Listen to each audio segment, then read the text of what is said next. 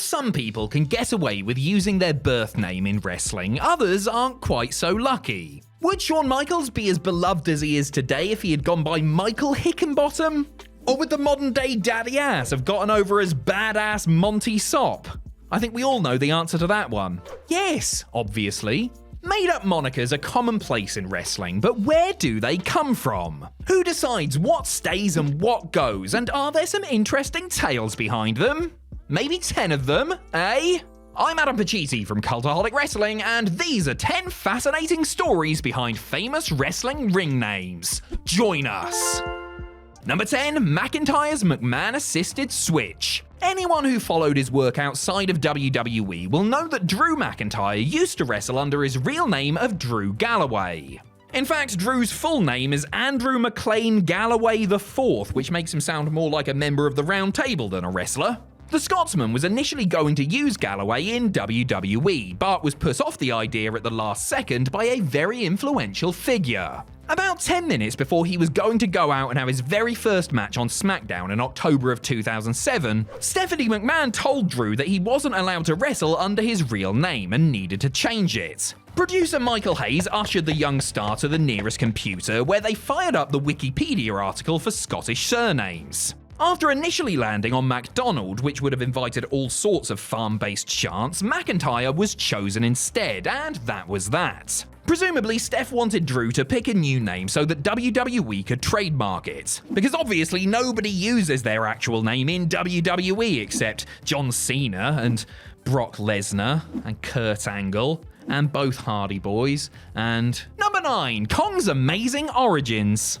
Put simply, without Awesome Kong, women's wrestling in the United States would not be what it is today. Kong's matches with Gail Kim in TNA broke new ground for female fighters in the West and inspired other promotions to up their game and present women as genuine athletes as opposed to just eye candy, eventually. Real name Kia Stevens, this innovator cut her teeth in Japan in the early 2000s, where she underwent rigorous training, learned to speak the language, and spent a lot of time beating the hell out of her contemporaries. Whilst working for All Japan Women's Pro Wrestling, Stevens was subbed into a few matches in place of the legendary Aja Kong. As Kong had already been advertised, the promoter decided that Stevens should be known as Amazing Kong, which became Awesome Kong when she joined TNA. Initially skeptical of the name due to certain implications it made about her race, Kong eventually decided to own it and carved out a career most wrestlers only dream of. Number 8, Steamboats' fake family. Some wrestlers really didn't need to bother coming up with a ring name, as the one that they were born with would have done just as well, if not better. Case in point, WWE Hall of Famer and all-round top geezer Ricky the Dragon Steamboat, real name Richard Henry Blood. His shoot surname is Blood. Richard Blood. Dick Blood. Unfortunately for Ricky, he was at his best when playing an affable everyman babyface, which is not the first quality you think of when you hear the word blood. If he had been a heel, then it would have been perfect, but he was just too likable, so something had to change. When Ricky started working for Championship Wrestling from Florida in the mid-70s, promoter Eddie Graham decided his young good guy needed a less frightening name. He chose Steamboat to imply Ricky was related to legendary Hawaiian wrestler Sammy Steamboat. As Ricky is of Japanese descent and this was the 70s, nobody questioned it. As for the dragon part, that invention is credited to former WWE ring announcer Howard Finkel. Another reason to love the Fink, as if we needed one. Number 7, Bayley's hometown homage.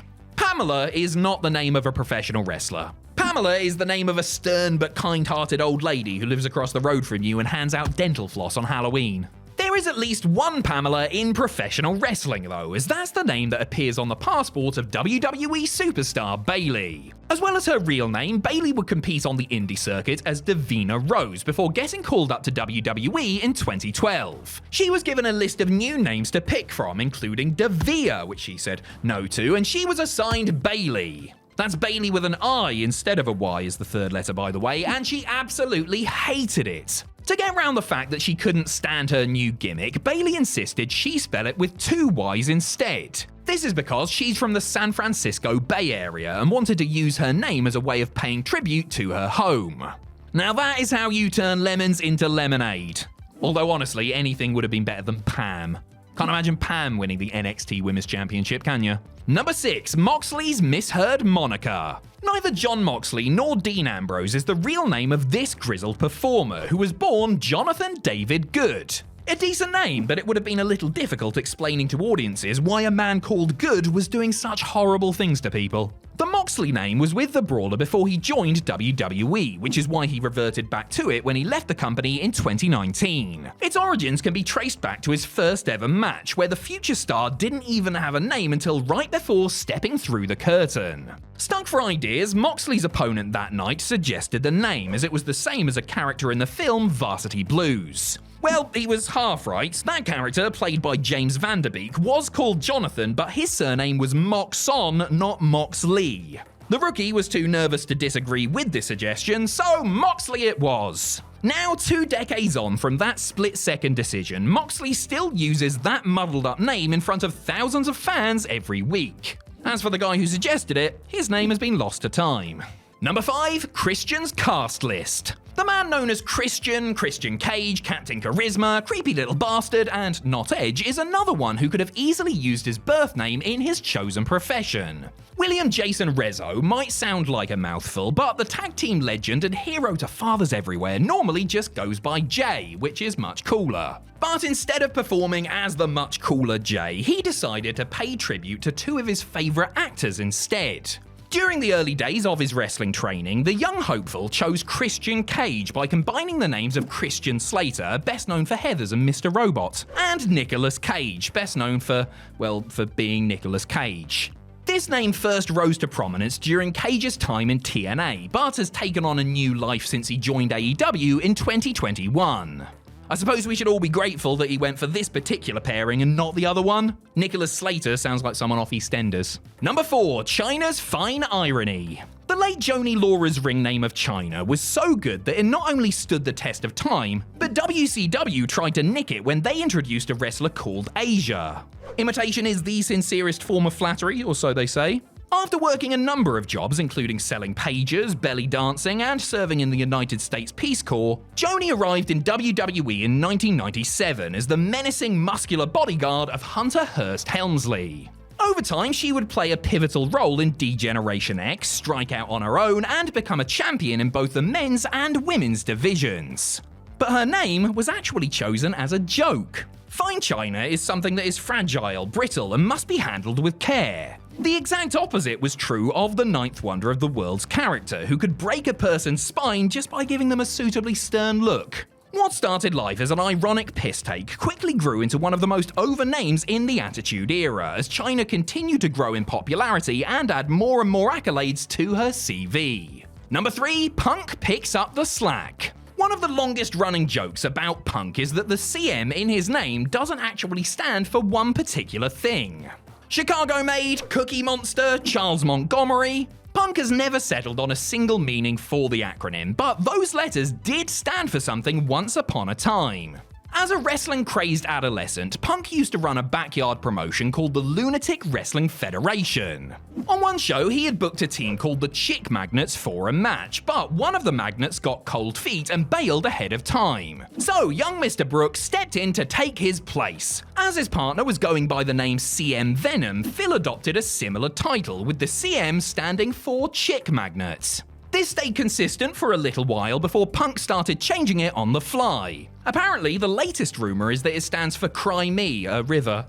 Sorry, couldn't resist. Number 2. Jericho's last-minute change. Much has been written about how seemingly small decisions in the heat of the moment can change a person's life forever. In the case of Chris Jericho, one such choice gave him a name that he would carry for over 3 decades. Christopher Keith Irvin learned how to wrestle in the late 80s and early 90s, having his first ever match in 1990 against fellow Canadian Lance Storm. Y2J was initially going to use the name Jack Action, but had to change it at the 11th hour when somebody told him that that name was stupid.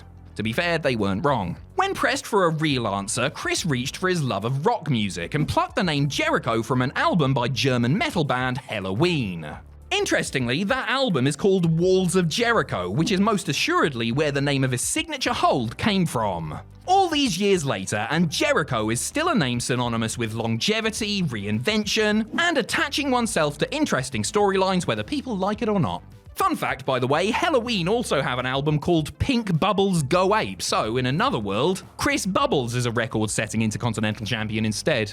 Number 1, Austin spills the tea. For millions of wrestling fans, the words Stone Cold evoke memories of violent fistfights, lashings of beer, and general hell-raising of the finest degree. But those words wouldn't mean a damn thing if it weren't for a simple cup of a hot beverage. Prior to his most famous nickname, Steve Austin had been stunning in WCW, a superstar in ECW, and the ringmaster during his early days with the Fed. In 1996, Austin was looking for a new persona, one he hoped would shoot him to the very top of the wrestling world. He had already shaved his head and grown a goatee, now all he needed was a name. Whilst at home one day, Austin's English wife Jeannie made the rattlesnake a cup of tea. She reminded her husband to drink up before it went stone cold, and that is when the light bulb switched on. By the end of the year, Stone Cold Steve Austin was the fastest rising star in all of wrestling, with his killer nickname on the lips of every fan worth their salt.